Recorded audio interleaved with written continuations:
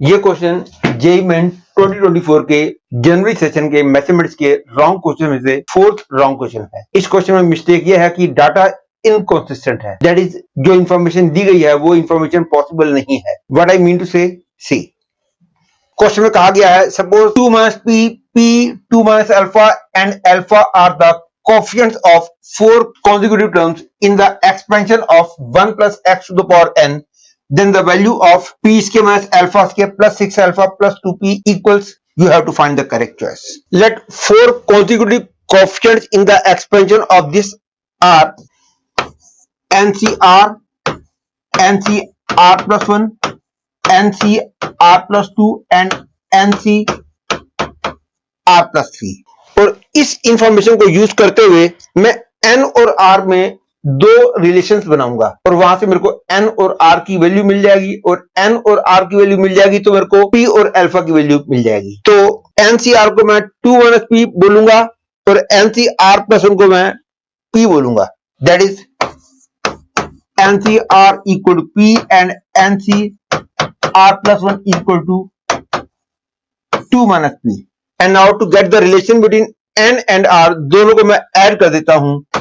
ncr plus ncr plus 1 is equal to 2 and using the standard formula I get n plus 1 c r plus 1 is equal to 2। Hence I have got one relation between n and r। और अब इसको मैं 2 minus alpha और इसको मैं alpha बोलने जा रहा हूं। That is ncr plus 2 is equal to 2 minus alpha and ncr plus 3 is equal to alpha। Again using the same thing, adding the two, ncr plus 2 plus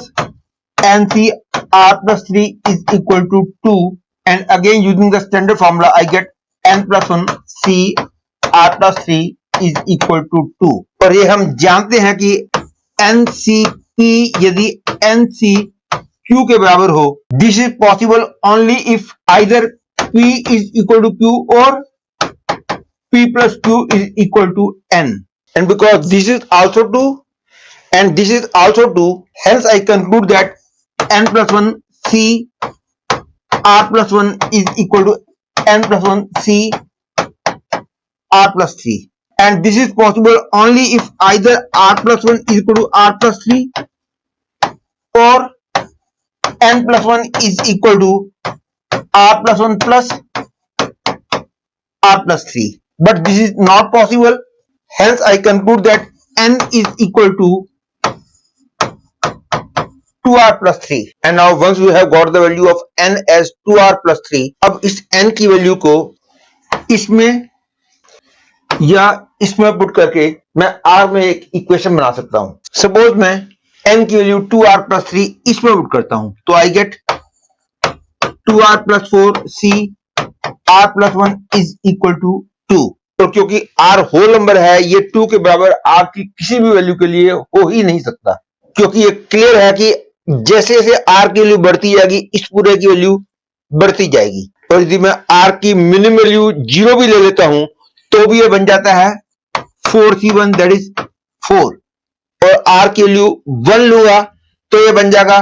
6c2 जो कि इससे ज्यादा है। यदि r की वैल्यू 3 ले लूंगा तो I'll get 10c4। It is even more than this, that is the value of this will go on increasing as the value of r increases, hence it is not possible to find any value of r so that this is equal to 2, therefore this is not solvable, hence it is not possible to find the value of p and alpha, therefore this question is wrong।